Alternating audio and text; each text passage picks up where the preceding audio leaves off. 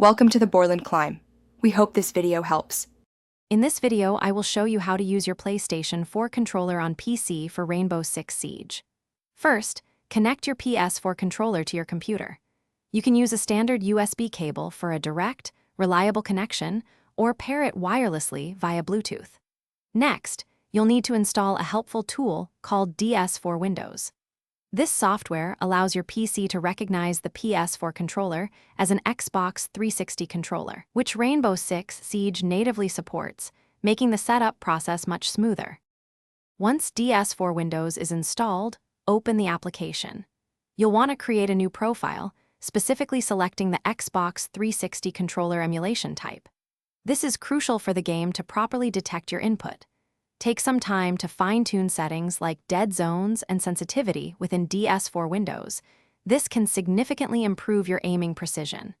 After making your adjustments, save your profile and ensure it's active. This profile will automatically apply whenever your controller is connected. Now, launch Rainbow Six Siege. Head into the game's options menu and navigate to the controller settings. You should see that the game now recognizes an Xbox 360 controller. From here, you can customize your keybinds to match your preferred playstyle, assigning actions to specific buttons.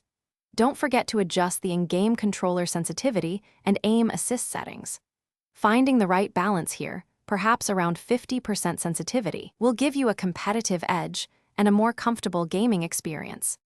If you encounter any issues, a quick restart of both DS4 Windows and Rainbow Six Siege often resolves detection problems.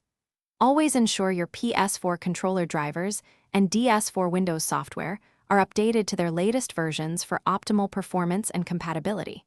For the most consistent and lowest latency experience, a wired USB connection is generally recommended over Bluetooth.